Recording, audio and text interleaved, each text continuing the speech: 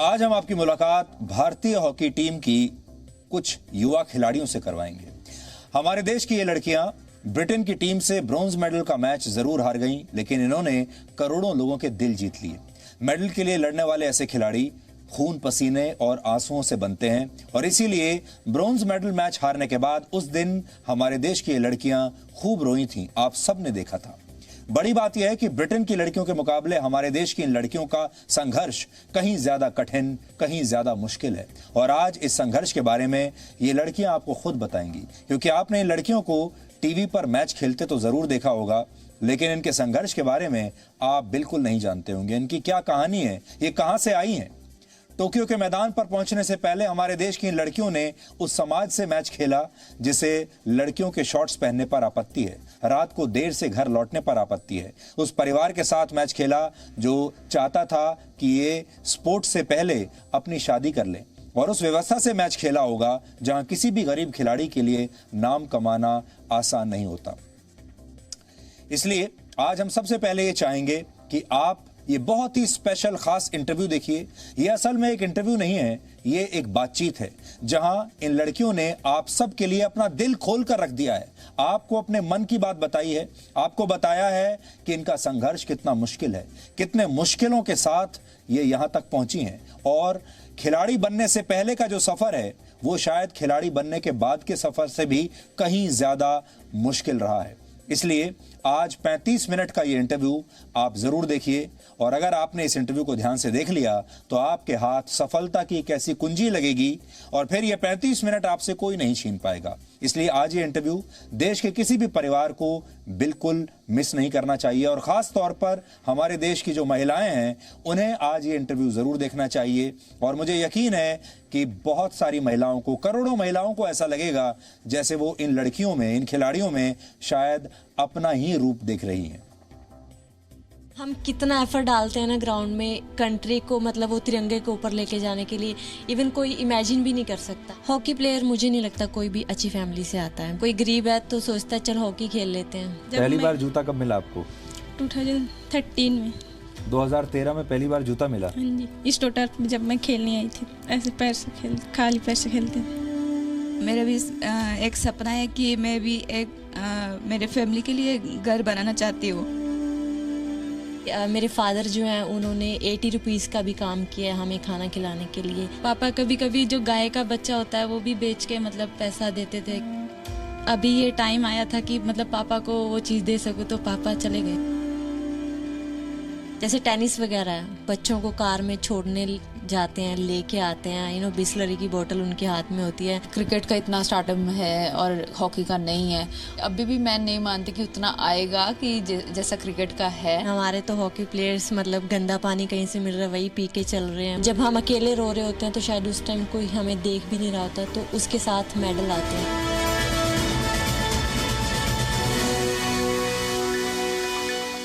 नमस्कार, इस बहुत ही खास प्रोग्राम में आपका स्वागत है। आप सब जानते हैं कि 15 अगस्त को हम स्वतंत्रता दिवस मनाने वाले हैं और 75 वर्ष हमारी आज़ादी को अब पूरे होने वाले हैं। और ये खास प्रोग्राम इसलिए है क्योंकि चारों तरफ देश में इस बार टोक्यो ओलंपिक्स के बारे में बात हो रही है।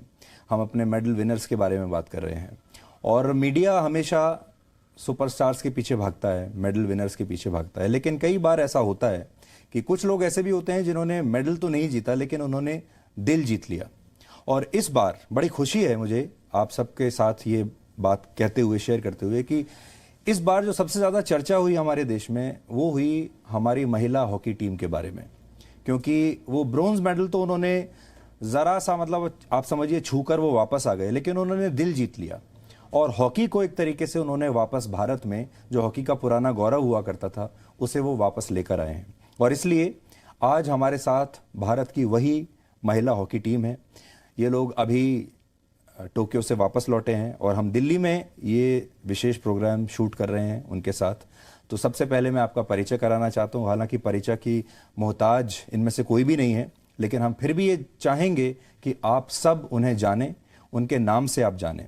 तो मैं आप सबका बहुत बहुत स्वागत करता हूँ और पूरे देश को आपके ऊपर गर्व है। मैं आपका परिचय सबसे पहले कराता हूँ। मेरे राइट हैंड साइड पर हैं रानी रामपाल, जो कि कप्तान है इस टीम की। रानी, आपका बहुत बहुत स्वागत है। उनके साथ वंदना कटारिया हैं, आपका स्वागत करता हूं मैं बहुत। सलीमा टेटे हमारे साथ हैं, उनके साथ सुशीला चानू बैठी हैं, और फिर उनके साथ बैठी हैं मोनिका। आप सबका बहुत बहुत स्वागत है। और मेरे बाईं ओर बैठी हैं सविता पुनिया, जिन्होंने खूब सारे गोल रोके थे और जिन्हें ग्रेट वॉल ऑफ इंडिया कहा जा रहा था उस समय। उनके साथ हैं गुरजीत कौर। गुरजीत, आपका भी स्वागत है। और उनके साथ बैठी हैं नवजोत। नवजोत, आपका स्वागत है। और नवनीत आपको याद होगा, प्राइम मिनिस्टर भी नवनीत से बात कर रहे थे। इनको चोट लगी थी और चोट के दौरान ये खेली थी। और उनके साथ बैठी हैं लाल रेम श्यामी। नाम बोलने में मुझे थोड़ी दिक्कत आ रही है, इसलिए मैं आपको श्यामी कह के बुला सकता हूँ। सो आप सबका बहुत बहुत स्वागत है। तो रानी इस टीम की कप्तान है। सबसे पहले हम रानी से ही पूछते हैं। रानी, आप बहुत अच्छा खेले, और कहते हैं कि कई बार कहा जाता है कि हार कर जीतने वाले को बाजीगर कहते हैं। तो आप लोग स्पोर्ट्स के बाजीगर हो इस समय, लेकिन उस दिन आप इतना रो क्यों रहे थे? के बहुत क्लोज थे, एंड बहुत क्लोज जाके जब वापस आते हैं तो बहुत दुख होता है, बिकॉज एक एथलीट की लाइफ इतना इजी नहीं होता जितना शायद टीवी में लगता है देखने से। क्योंकि स्पेशली अगर लास्ट 1.5 साल की बात की जाए तो कोविड के टाइम में हमने बहुत कुछ सेक्रीफाइस किया, बहुत कुछ स्ट्रगल किया है। नॉर्मल टाइम में भी करते हैं, बट जो ये 1.5 साल था, क्योंकि हम बैंगलोर में ट्रेनिंग करते हैं साई में, वहाँ पे जब आप जाते हो आपको 14 डेज क्वारंटाइन करना, और एक एथलीट के लिए बहुत मुश्किल होता है। ऐसा भी टाइम था कि जब सब घर वापस जा रहे थे, बस में चढ़ रहे हैं और तुरंत बोला कि नहीं जाना घर पे क्योंकि कोविड का रिस्क है। एंड वो सब चीज़ें, हमने फैमिली से इतना टाइम दूर रहना, और एक कंडीशन ऐसी आई थी इंडिया में जब लोग बहुत स्ट्रगल कर रहे थे कि ऑक्सीजन नहीं मिल रहा है, लोगों को खाना नहीं मिल रहा है। और जब आप एक जगह पे रहते हो ना, तो बहुत स्केरी मोमेंट थी हमारे सबके लिए। हमें पता था हम सेफ हैं वहाँ पे, क्योंकि साई गवर्नमेंट ऑफ इंडिया काफ़ी हमारा ध्यान रख रही थी कि हमें ओलंपिक्स की तैयारी करना है। बट जब फैमिली घर पे होती है ना, तो आपके दिमाग में कहीं ना कहीं एवरीडे आता है कि फैमिली में कुछ हो तो नहीं गया या कुछ हो तो नहीं जाएगा। तो वो सब चीज़ें जब हम याद करते हैं ना ओलंपिक मेडल के पास जाके, तो वो बहुत दुख देते हैं कि हमने बहुत सेक्रीफाइस किया, बट इतनी क्लोज आके हम मेडल नहीं जीत पाए। बट ये भी अच्छा लगा कि लोगों ने बहुत प्यार और जो रिस्पेक्ट दिया कंट्री में आके, जो पहले कभी वुमेन हॉकी को इतना रिस्पेक्ट प्यार नहीं मिला। जिस दिन आप अपना मैच खेलने वाले थे ब्रोंज मेडल के लिए, उस दिन मैच से पहले क्या भाव थे आपके? आपको लगता था कि ये मैच तो हम जीत ही जाएंगे पूरे, या आपको ऐसा लगा कि बिल्कुल हाथ से निकल गया बस लास्ट मिनट पे? मैच से पहले हमें पूरा कॉन्फिडेंस था, क्योंकि हम अर्जेंटीना के साथ सेमीफाइनल बहुत अच्छा खेले थे हम लोग। इवन दो हम 2-1 से लूज़ किया उनके साथ, काफ़ी अपसेट भी थे, लेकिन उसके बाद हम सब ने साथ में मिलकर डिसाइड किया कि अभी भी एक मेडल हमारे पास है और वो हमें हाथ से जाने नहीं देना। और हमने, मुझे लगता है हमारी पूरी टीम ने, एवरी सिंगल प्लेयर ने, इवन स्टाफ ने उस चीज़ के लिए बहुत फाइट की, उस मेडल के लिए। बट अनफॉर्चुनेटली वो हमारा दिन नहीं था, हम बहुत क्लोज जाके वापस आ गए। सविता, आपके लिए तो पूरा देश जो है आपको पसंद कर रहा था, और आपने बहुत गोल बचाए इस दौरान। और जब आपको देखते थे तो ऐसा लगता था कि आपके 2 नहीं, आपके 8-10 हाथ हैं, और आप एकदम एक देवी दुर्गा की तरह आप ऐसे खड़ी हैं। वो पिक्चर आपने देखी थी, अपनी मीम्स जो आपकी बन रही थी? फनी उसमें टीज किया जा रहा था, ग्रुप पे भेजा जा रहा था कि हमारी दुर्गा माँ तो कैसे किया आपने ये सब? जाने से पहले यही गोल था कि हमें मैच बाय मैच जाना है, और इस टूर्नामेंट में हमें फिनिश करना है एक अच्छे वे में। ना ये नहीं है कि ओके हमारी रैंक क्या है, या सामने वाली टीम हमें पता था पूल में कौन कौन सी टीमें और कौन कौन से मैच हमारे लिए बहुत ज़्यादा इंपॉर्टेंट है। तो सबसे अच्छी बात यही थी कि हमारे स्टार्टिंग के 3 मैच वो जो रिजल्ट चाहिए था वो नहीं था, पर उसके बाद हमने कमबैक किया, तो वो हमारे लिए एक टर्निंग पॉइंट था। तो कई बार ऐसा कहते हैं कि आपको बॉल तो छोटी होती है हॉकी की, लेकिन आपको हो सकता है वो फुटबॉल की तरह उस दिन दिख रही हो। ऑफ कोर्स, क्योंकि जैसे कि रानी ने भी बोला, या हर कोई शायद आगे भी यही बात बोलेगा कि काफ़ी हमने हार्डवर्क किया था उस टूर्नामेंट के लिए या उस मैच के लिए। और मैं यही बोलना चाहती हूँ कि एक्सपीरियंस आपको सब कुछ सिखा देता है। कि जो लास्ट ओलंपिक्स में मैं खड़ी थी, उस टाइम मेरे माइंड में बहुत ज़्यादा थॉट्स थे, और इस ओलंपिक्स में जब मैं गोल पोस्ट में थी तो मुझे पता था कि प्रेशर को कैसे हैंडल करना है, या फिर आपको अपनी टीम को कैसे मोटिवेट करना है। तो या नवनीत, आपको चोट लगी, और उस दिन जब प्राइम मिनिस्टर ने कॉल किया तो आपके बारे में पूछ भी रहे थे कि आपको कैसे चोट लगी, तो आप देश के लोगों को भी बताइए कैसे चोट लगी और फिर आपको ऐसा नहीं लगा कि इतनी चोट के बाद आपको आराम करना चाहिए? नहीं, मैच में ही खेलते हुए कि दूसरे प्लेयर के साथ थोड़ी टक्कर होगी तो चोट लगी, पर तब तो ये था कि मुझे मैच में वापस जाना है, क्योंकि ऑलरेडी 16 प्लेयर्स हैं और एक प्लेयर भी कम होता है तो टीम को ज़्यादा एफर्ट्स करनी पड़ेंगी, तो टीम को भी ज़रूरत थी मेरी उस टाइम पर। तो मुझे ये था कि बाद में देख लेंगे क्या हुआ है क्या नहीं, पर अभी तो मैच में जाना ही है। खेलते समय आपका ध्यान कभी जाता था कि यहाँ चोट लगी हुई है, दोबारा ना लग जाए? नहीं जैसे सर। होता है ना कि जब चोट लगी होती है खिलाड़ी को तो उसका ध्यान चोट पे होता है कई बार। हाँ जी सर, वो तो था ही है, पर बिल्कुल वो नहीं था कि ठीक है कोई बात नहीं, कि वो मैच लास्ट है यही सोच के खेल रहे थे कि हर मैच लास्ट ही है तो उसमें अपना बेस्ट करना है, चोट का तो बाद में ठीक हो ही जाएगी। उस दिन जब मोदी जी ने कॉल किया तो उन्होंने आपका हालचाल पूछा, एक सलीमा का भी नाम लिया उन्होंने। हाँ सलीमा, कैसा लगा कि प्राइम मिनिस्टर कॉल कर रहे हैं आपको और आपके बारे में पूछ रहे हैं? जी, मतलब अच्छा लगा अंदर से, क्योंकि हम बहुत ज़्यादा हार्ड वर्क किया, क्योंकि मैच बाय मैच भी इम्प्रूव किया हमने, क्योंकि सबसे मैं जूनियर हूँ तो मुझे एक्सपीरियंस नहीं था, तो हमारे सारे सीनियर्स मुझे समझाते थे कि एक्सपीरियंस। आप 19 साल की हैं? हाँ जी है ना? तो 19 साल की एज में यहाँ तक आ गई, हाँ जी, ये भी बड़ी बात है। हाँ जी। आप सब लोग इसको कैसे बिल्कुल बच्चे की तरह ट्रीट करते हैं या अपने बराबरी की तरह ट्रीट करते हैं? रानी वो तो वही बता सकती है अच्छे से ना कैसे करते हैं ट्रीट। सर मतलब सीनियर सारे हमें बताते हैं कि डर से खेलने से कुछ नहीं होता, बस अपना गेम खेलो, खुल के खेलो, बस यही बोलते हैं हमेशा।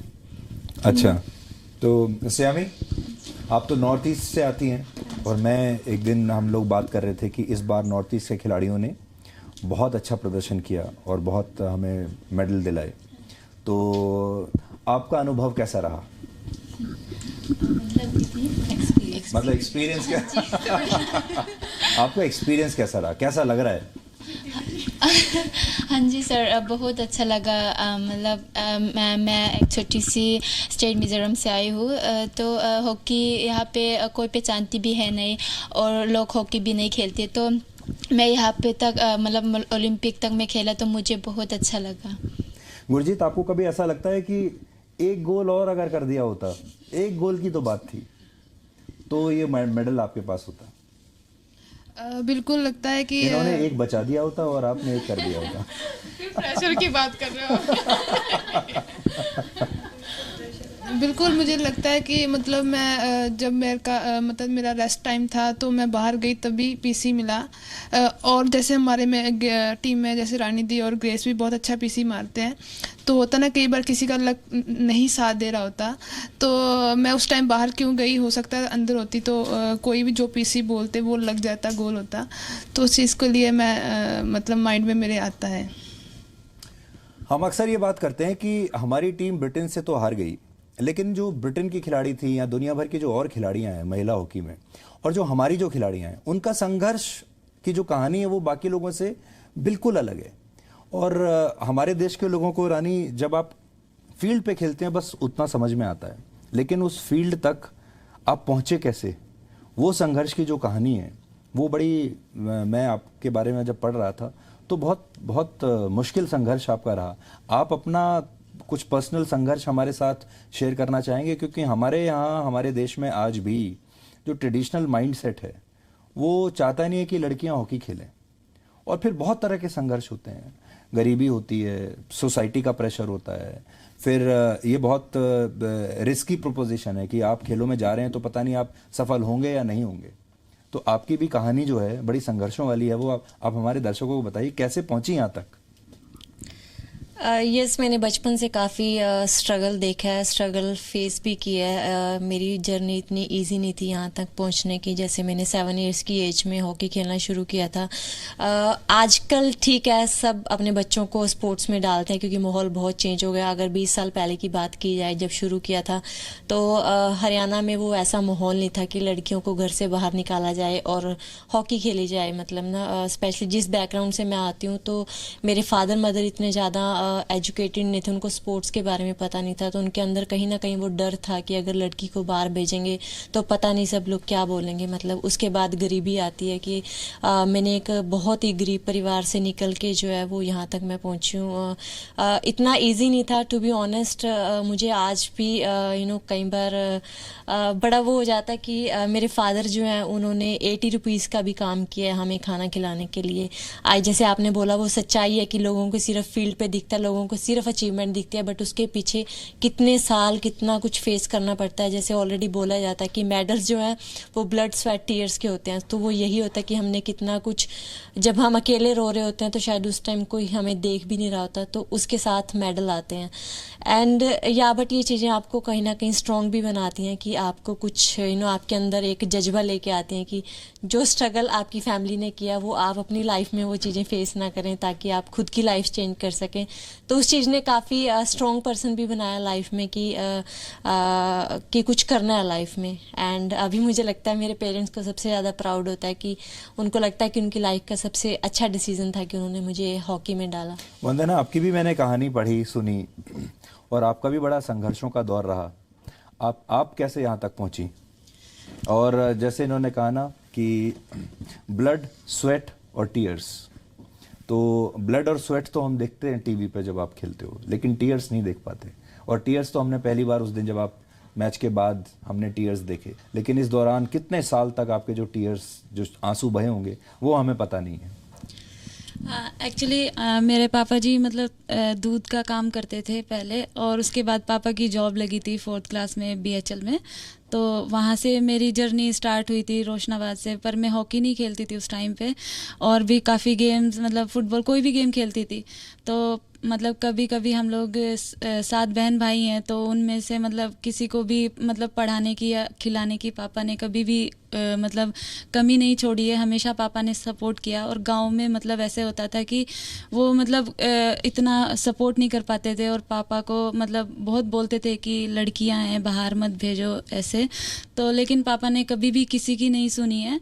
तो वहाँ से मैंने मेरठ गई। मेरठ से मैंने प्रोफेशनली खेलना स्टार्ट किया, तो टीम भी नहीं थी उत्तराखंड में। तो फिर मैं लखनऊ हॉस्टल गई, वहाँ पे मेरा मतलब कैंप में नाम आना। और फिर मतलब पापा कभी कभी जो गाय का बच्चा होता है वो भी बेच के मतलब पैसा देते थे कि मतलब हम लोगों की लाइफ बन जाए मतलब किसी न किसी तरह से।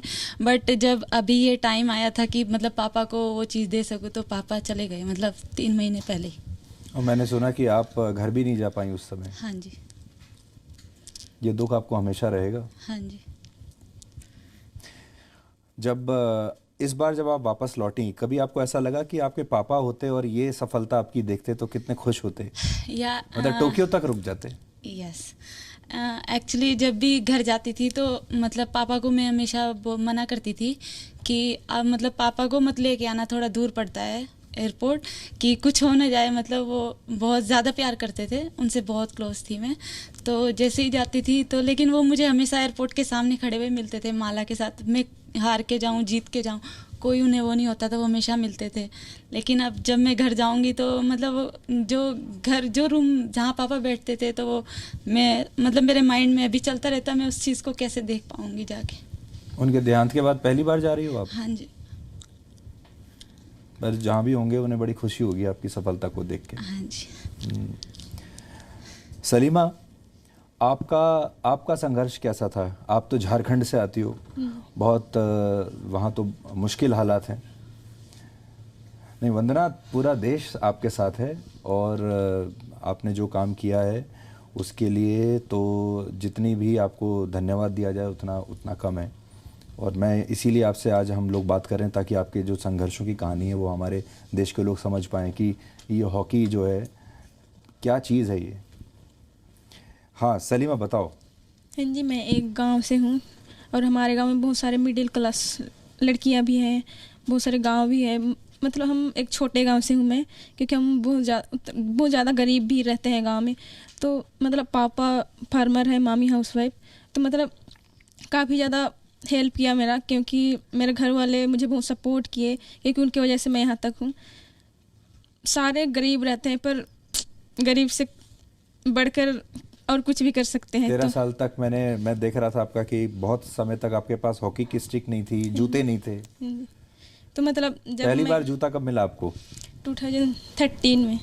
2013 में पहली बार जूता मिला? हाँ जी, इस टोटर में जब मैं खेलने आई थी तब। उससे पहले जूता ही नहीं था? नहीं, ऐसे ही ऐसे पैर से खाली पैर से खेलते थे। पहला जूता जब आपको मिला कितनी खुशी हुई थी आप? मेडल के बराबर ही खुशी हुई होगी? बहुत ज़्यादा।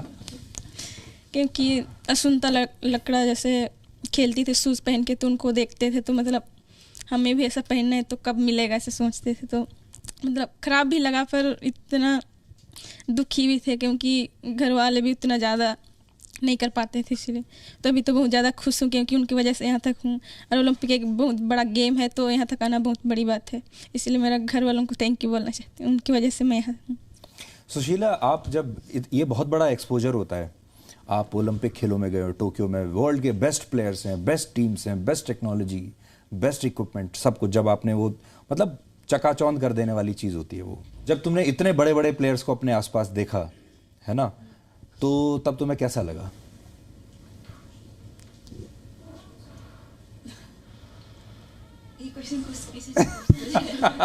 अच्छा ये बताओ, तुम क्या क्वेश्चन का जवाब देना चाहती हो? चलो ठीक है, सुशीला तुम अपनी कहानी बताओ, यहाँ तक कैसे आई? हाँ जी सर, मैं मणिपुर से हूँ। बहुत कोई बात नहीं।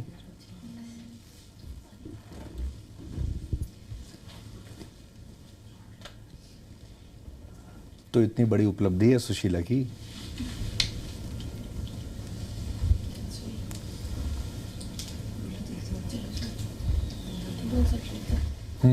अब बोल सकती हो, और जो भी मन में भाव आ रहे हैं वो बताओ हमें, कोई प्रॉब्लम नहीं है। किस चीज का दुख है, ये आंसू किस चीज के हैं, बताओ आप। सब मिल गया। माइक पे बताओ, क्या सपना था आपका?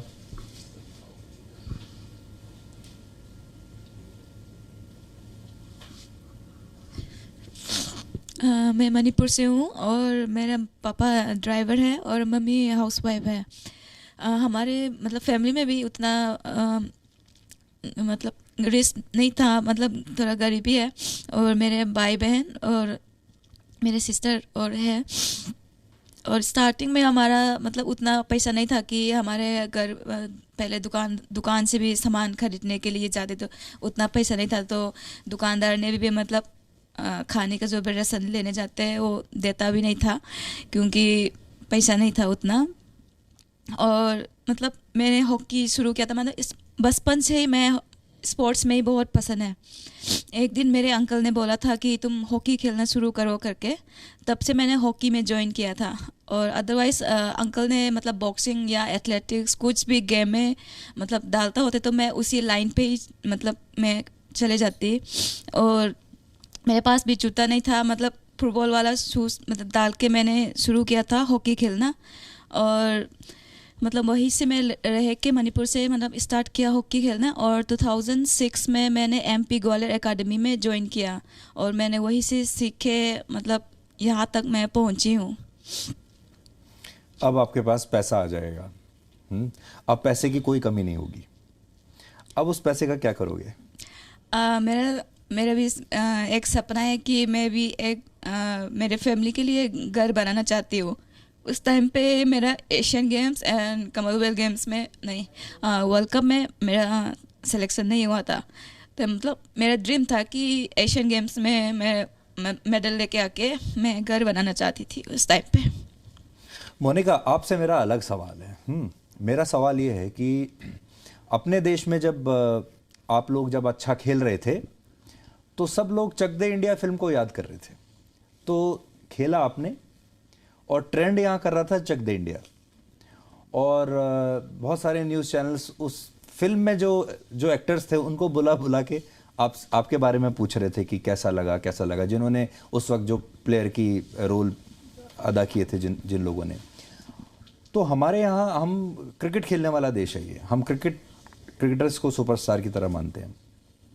इस पूरे व्यवस्था में जहाँ सिर्फ क्रिकेट और फिल्म स्टार्स उनको स्टारडम मिला है, आप अपने आप को कहाँ पाते हैं? कई बार आपको लगता है कि एक फ्रस्ट्रेशन जैसा होता है कि खेल हम रहे हैं और हमारे बारे में कोई बात नहीं कर रहा? डेफिनेटली ऐसा होता है। जैसे जब चक दे इंडिया भी बनी थी तो कुछ एक दो लड़कियां हॉकी की ली गई थी उसमें, अदरवाइज कोई हॉकी प्लेयर नहीं था उसमें। तो तभी भी सोचते थे कि क्यों ना उसमें भी हॉकी की लड़कियां ली जाती, तो उनको एक्चुअल में उनकी पता लगता कि ये लोग कहाँ से कैसे आती हैं, क्या स्ट्रगल रहा है। जैसे सब ने बताया अपना अपना स्ट्रगल। आई थिंक सारे जितने भी प्लेयर्स होंगे हॉकी प्लेयर्स, कोई रिच फैमिली से नहीं आता, सारे मिडिल क्लास या पुअर फैमिली से ही आते हैं, तब ये लेवल जाके बनता है। हर एक ने अपनी अपनी जगह स्ट्रगल किया होता है, हर एक ने शूज़ नहीं होते हैं लाइक दैट। तो जैसे हम बोल रहे हैं कि क्रिकेट का इतना स्टार्टअप है और हॉकी का नहीं है, डेफिनेटली अभी भी मैं नहीं मानती कि उतना आएगा कि जैसा क्रिकेट का है।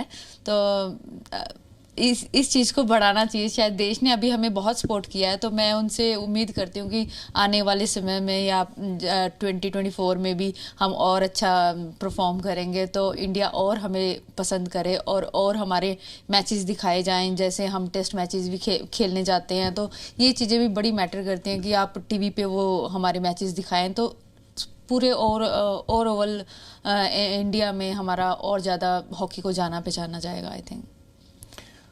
आपका अपना संघर्ष कैसा रहा? आप हरियाणा से आती हैं? हाँ जी। और हरियाणा में तो बहुत ही ट्रेडिशनल सोसाइटी होती है।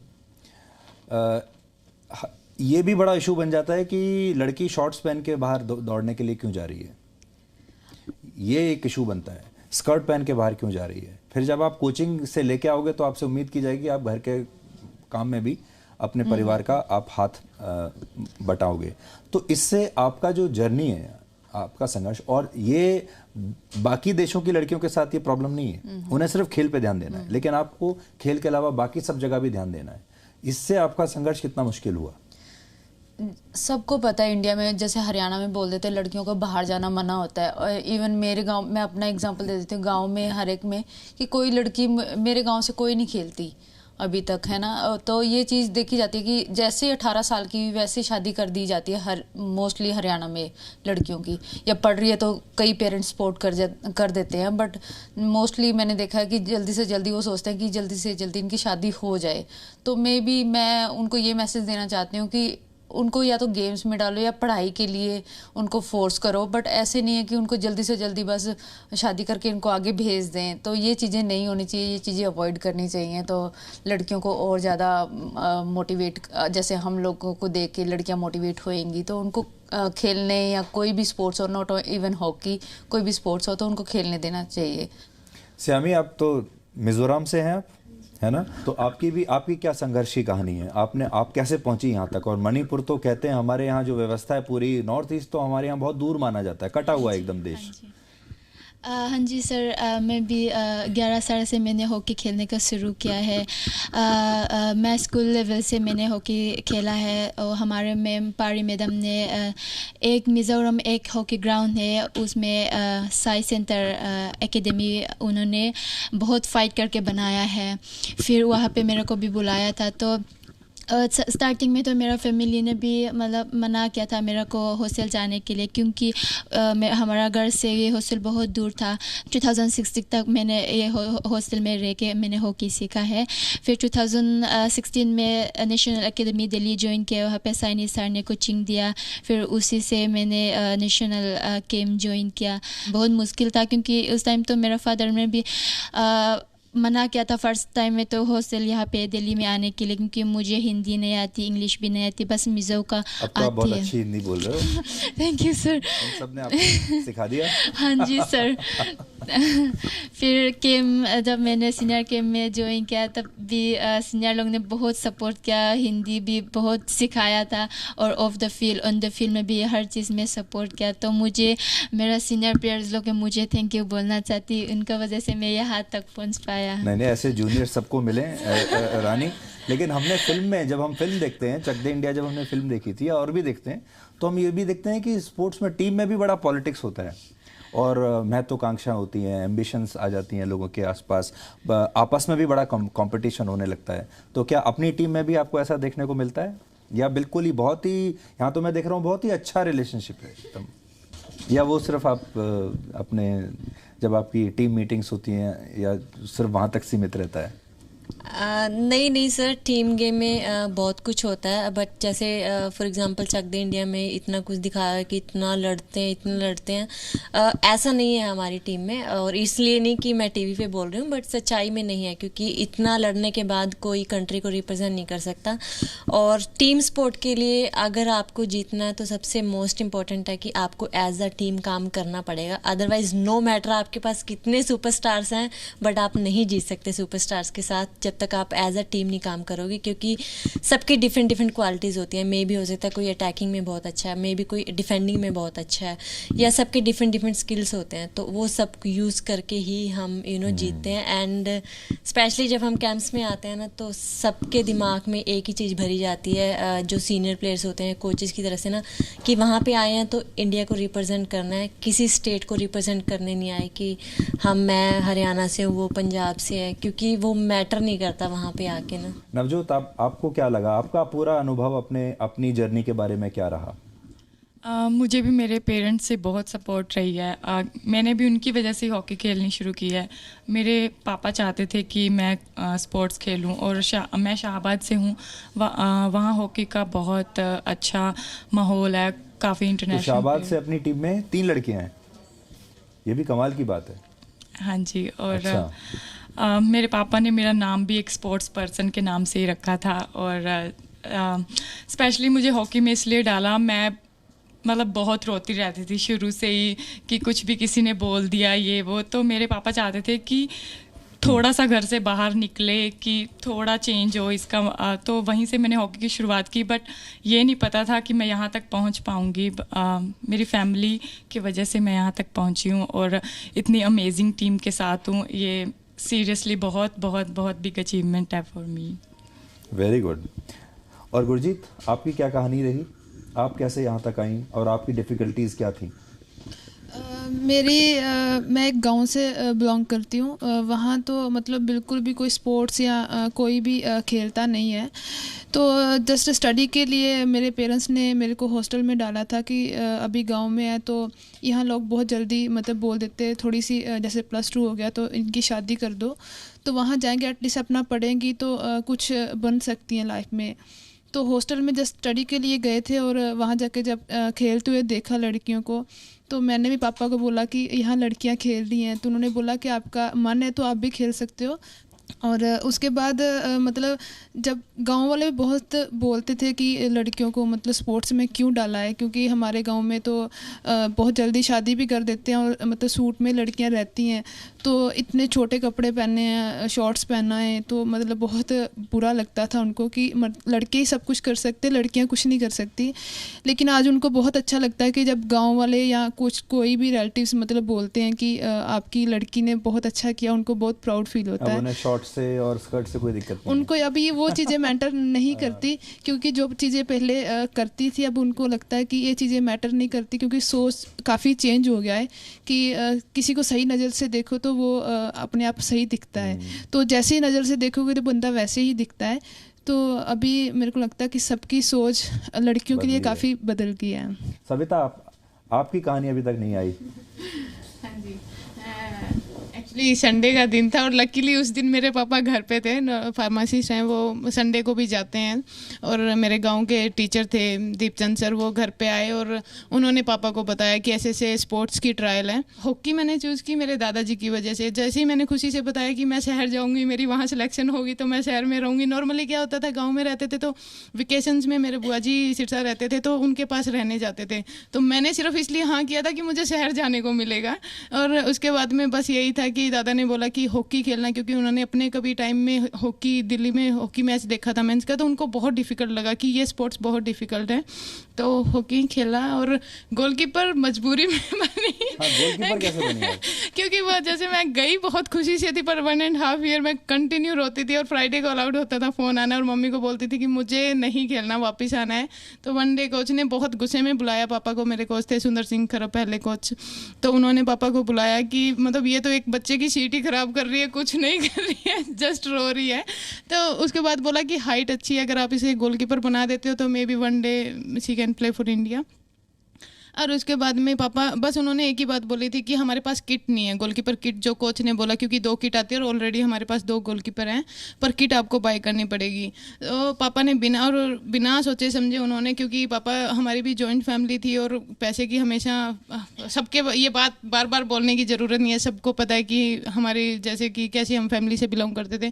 बट मेरे लिए उसी दिन पापा 18,000 का किट था और वो हमारे लिए बहुत बड़ी थी, क्योंकि एक जॉइंट फैमिली में एक महीने की जब सैलरी आती है वेट करते हैं कि कब सैलरी आएगी और उससे सारे घर का खर्चा चलेगा, और वो सैलरी भी उससे आधी थी पापा की।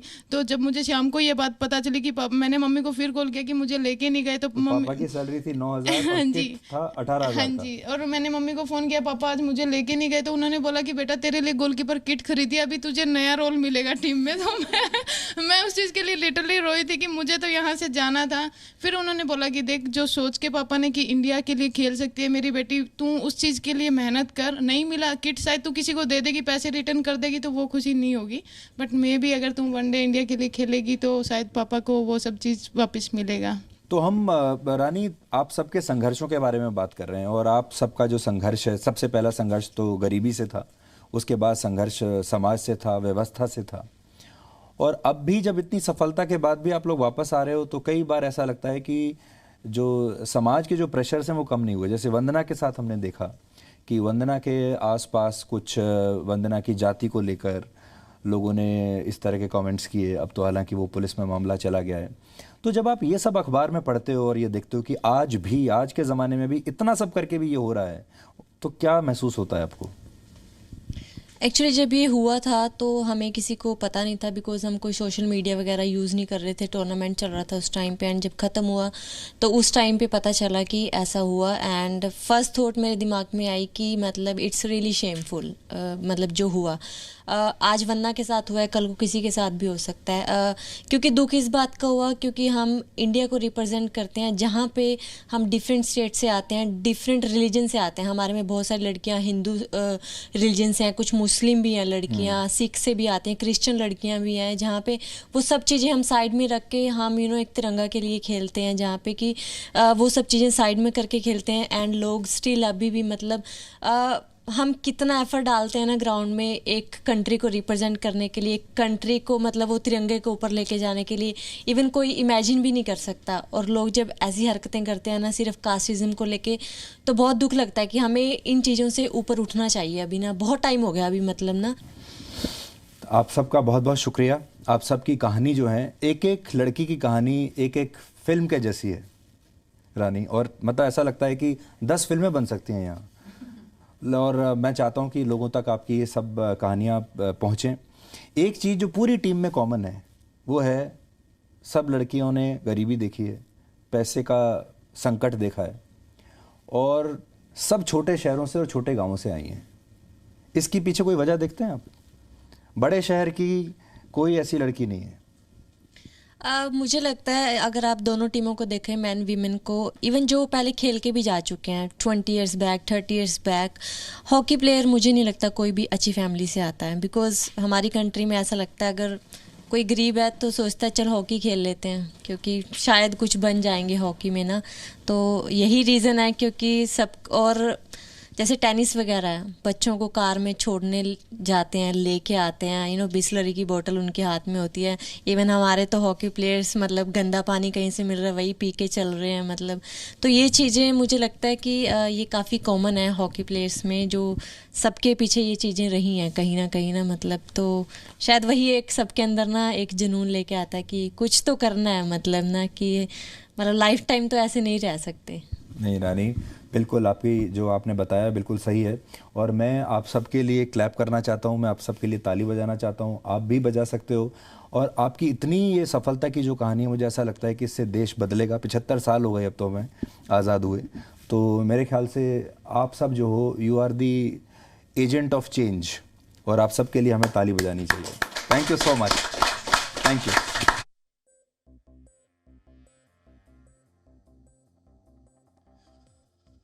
ये कोई नकली रियलिटी शो नहीं है जो आप अक्सर टीवी पर देखते रहते हैं, जिनमें नकली भावनाएं होती हैं, बल्कि ये असली जीवन की रियलिटी है। इनके आंसू कैमरे और टीआरपी के लिए नहीं, बल्कि अपनी कठिनाइयों को याद करके निकल रहे थे।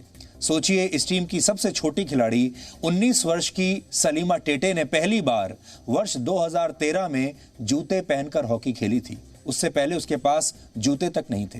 टीम की गोलकीपर सविता पुनिया के पिता ने उन्हें गोलकीपर बनाने के लिए 18,000 रुपए की किट दिलवाई थी, जबकि उस समय उनकी अपनी सैलरी सिर्फ 9,000 रुपए महीना थी। टीम की एक और खिलाड़ी वंदना कटारिया जब ओलंपिक खेलों की तैयारी कर रही थी, तब उनके पिता की मृत्यु हो गई, लेकिन परिवार से बात करके वंदना ने यह फैसला लिया कि वो ट्रेनिंग बीच में छोड़कर घर नहीं जाएंगी और अपनी प्रैक्टिस जारी रखेंगी। सोचिए, उनके लिए यह फैसला कितना मुश्किल भरा रहा होगा। इसी तरह सुशीला चानू हमेशा से अपने परिवार के लिए एक घर बनवाना चाहती थी और अब जाकर उनका यह सपना पूरा हो पाएगा। ये कहानियां हमने आपको इसलिए बताई ताकि आपको इन खिलाड़ियों के आंसुओं की भी उतनी ही कद्र हो जितनी कद्र आप इनकी तब करते जब ये मेडल जीत कर लाते हैं। इन सब खिलाड़ियों में जो आपने एक बात कॉमन देखी होगी वो ये कि हमारी ये जो महिला खिलाड़ी हैं, ये सब छोटे शहरों से आती हैं, छोटे गांवों से आती हैं, दूर दराज के गांवों से आ रही हैं, ऐसी जगहों से आ रही हैं जहां इनके पास सुविधा नहीं है, ऐसे परिवारों से आ रही हैं जहां पैसे की बहुत किल्लत है, प्रैक्टिस करने के लिए दूर तक नहीं जा सकती। लेकिन इन सब के बावजूद इन्होंने संघर्ष किया और हमारे समाज में जो व्यवस्थाएं हैं उन्हें लेकर जो एक लड़की को संघर्ष करना पड़ता है वो तो एक अलग ही बात है। अगर ये ब्रोंज मेडल जीत लेती तो देश का नाम तो रोशन करती ही, लेकिन अपने परिवारों के जो सपने हैं उन्हें भी पूरा कर पाती। जैसे इनमें से ज्यादातर लड़कियों ने हमें ये बताया कि वो अपने परिवारों के लिए एक अच्छा घर बनाना चाहती हैं। इनके परिवारों ने जो कुछ इनके लिए किया अब ये उन्हें वापस देना चाहती हैं। आज हम केंद्र सरकार और तमाम राज्य सरकारों से ये अपील करना चाहते हैं कि ब्रोंज मेडल जीतने वाले खिलाड़ियों को जितना पैसा दिया जाता है हमारे देश की सरकारों द्वारा, और ये अलग अलग नियम है इसके, अगर आप ब्रोंज मेडल जीतते हैं ओलंपिक खेलों में तो 25 लाख से लेकर 1 करोड़ रुपए तक की जो राशि है, पुरस्कार राशि, वो राज्य सरकारें या केंद्र सरकार देती है। आज हम ये अपील करना चाहेंगे कि उतना पैसा इन सभी महिला खिलाड़ियों को दिया जाए। कोई बात नहीं अगर इन्होंने कांस्य पदक नहीं जीता, लेकिन इन्होंने आज देश के लिए वो करके दिखाया है जो दशकों तक कोई नहीं कर पाया। हालांकि हमें बड़ी खुशी है आपको ये बताते हुए कि हरियाणा सरकार ने अब से थोड़ी देर पहले ये ऐलान कर दिया है कि वो इस टीम में शामिल हरियाणा की 9 महिला खिलाड़ियों को 50-50 लाख रुपए का इनाम देंगी। और अब से थोड़ी देर पहले ही पंजाब सरकार ने भी ऐसा ही ऐलान करते हुए कहा है कि वो इस टीम में खेलने वाली अपने राज्य की 2 महिला खिलाड़ियों को 50-50 लाख रुपए का इनाम देंगी। ऐसे कदम उठाना इसलिए जरूरी है क्योंकि ये लड़कियां बहुत संघर्षों के बाद यहां तक पहुंची हैं और जिन राज्य सरकारों ने अभी तक ये फैसले नहीं लिए हैं, आज हम उन सब से हाथ जोड़कर ये अपील करना चाहेंगे कि वो भी इन लड़कियों का मनोबल बढ़ाएं, इन्हें वैसा ही पुरस्कार दें जैसा पुरस्कार ब्रोंज मेडल जीतने वाले खिलाड़ियों को दिया जाता है। एक और बात, आप सबका धन्यवाद करना चाहते हैं क्योंकि अभी जब ये इंटरव्यू चल रहा था तो मैं लगातार सोशल मीडिया पर देख रहा था और बड़ी संख्या में भारत के लोगों ने, भारत के परिवारों ने इस इंटरव्यू को देखा है और इनकी कहानियां उन्हें बहुत प्रेरणादायक लगी। बहुत सारे लोग इमोशनल हो गए, बहुत सारे लोग भी इनके साथ रोने लगे जो हमें लगातार ये बात लिख रहे हैं। लेकिन इतनी बात पक्की है कि आज इन लड़कियों की जो कहानियां हैं वो इस देश के घर घर तक पहुंची हैं, कोने कोने तक पहुंची हैं और मीडिया का जो असली मकसद होना चाहिए वो यही है। इसलिए आप सबका भी बहुत बहुत शुक्रिया अदा करना चाहते हैं और आपको ये कहना चाहते हैं कि इस इंटरव्यू को आप अपने परिवार के साथ, अपने दोस्तों के साथ जितना हो सके शेयर कीजिए। खास तौर पर जो इस देश की महिलाएं हैं उनके साथ ज़रूर शेयर कीजिए क्योंकि इनमें आपको प्रेरणा की 10 कहानियाँ दिखाई देंगी, सुनाई देंगी और इनमें से बहुत सारी कहानियां तो ऐसी हैं जो हमारी करोड़ों महिलाओं के अपने जीवन की कहानियां हैं। Presenting B News app available on Google Play and App Store. Download it now.